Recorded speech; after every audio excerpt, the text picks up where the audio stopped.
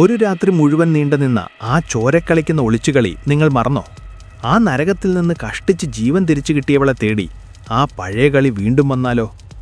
2019 ഇറങ്ങി വലിയ ഹിറ്റായ സ്ലാഷർ കോമഡിയുടെ കിടിലൻ സീക്വലായ ready or not two here I come എന്ന ചിത്രത്തിന്റെ റിവ്യൂവിലേക്ക് സ്വാഗതം.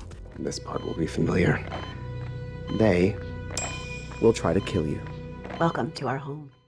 ഗ്രേസ് എന്ന ഐക്കോണിക് കഥാപാത്രമായി സമാര വീവിംഗ് വീണ്ടും എത്തുമ്പോൾ ആദ്യ ഭാഗത്തെ ആ ഒരു ഡാർക്ക് കോമഡിയും സർവൈവൽ ത്രില്ലും അതുപോലെ തന്നെ ഈ ചിത്രത്തിലും നിലനിർത്താൻ അവർക്ക് കഴിഞ്ഞിട്ടുണ്ട്.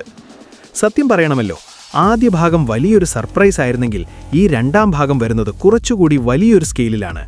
പഴയ ആ ലെഡോമാസ് ഫാമിലിയുടെ ശാപം അവസാനിച്ചു എന്ന് കരുതിയ ഗ്രേസിന് തികച്ചും പുതിയൊരു ഭീഷണിയെ നേരിടേണ്ടി വരുന്നു. ഇതിലെ ആ ഒരു കാറ്റ് ആൻഡ് മൗസ് ഗെയിം ഇത്തവണ കുറച്ചുകൂടി വൈൽഡായിട്ടാണ് ഡിസൈൻ ചെയ്തിരിക്കുന്നത്. ഒരു സിനിമാസ്വാദകൻ എന്ന നിലയിൽ എനിക്കിതിൽ ഏറ്റവും ഇഷ്ടപ്പെട്ടത് ഇതിൻ്റെ മേക്കിംഗ് സ്റ്റൈൽ തന്നെയാണ്. ആദ്യ ഭാഗത്തെ ആ ഒരു വിഷ്വൽ ടോൺ അതുപോലെ നിലനിർത്തിക്കൊണ്ട് തന്നെ ഇതിലെ വയലൻസും ചോരക്കളിയും അവർ ഒന്നുകൂടി അപ്ഗ്രേഡ് ചെയ്തിട്ടുണ്ട്. പ്രത്യേകിച്ചെടുത്തു പറയേണ്ടത് സമാര വീവിങ്ങിൻ്റെ പെർഫോമൻസ് ആണ്. ചോരയിൽ കുളിച്ച് കയ്യിലൊരു ആയുധവുമായി നിൽക്കുന്ന അവരുടെ ആ ഒരു സ്ക്രീൻ പ്രസൻസ് ശരിക്കും ഒരു രക്ഷയില്ല. എന്നാൽ ആദ്യ പടം തന്ന ആ ഒരു ഫ്രഷ്നെസ് മുഴുവനായി ഇതിൽ കിട്ടുന്നില്ല എന്നതാണ് എനിക്ക് തോന്നിയ ഒരു ചെറിയ പോരായ്മ. നമ്മൾ മുൻപ് കണ്ട അതേ ഫോർമുല തന്നെയാണ് അവർ വീണ്ടും ഉപയോഗിച്ചിരിക്കുന്നത്. അതുകൊണ്ട് ചില ആക്ഷൻ സീക്വൻസുകൾ റിപ്പീറ്റീവായി ഫീൽ ചെയ്തേക്കാം. എങ്കിലും ഒരു പോപ്കോൺ എൻ്റർടൈനർ എന്ന നിലയിൽ നമ്മളെ എൻഗേജ് ചെയ്യിക്കാൻ ഈ സിനിമയ്ക്ക് കൃത്യമായി കഴിയുന്നുണ്ട്.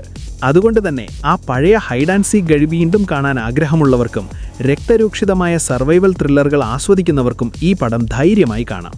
So ready or not two here I കമിന് എൻ്റെ റേറ്റിംഗ് ഒരു സ്ട്രോങ് 3.5 ഔട്ട് ഓഫ് 5 ആണ്. നിങ്ങൾ ആദ്യ ഭാഗം കണ്ടവരാണോ? എങ്കിൽ ഗ്രേസിൻ്റെ ഈ ഗംഭീര തിരിച്ചുവരവിനെക്കുറിച്ച് നിങ്ങൾക്ക് എന്ത് തോന്നുന്നു എന്ന് താഴെ കമൻറ്റ് ചെയ്യൂ.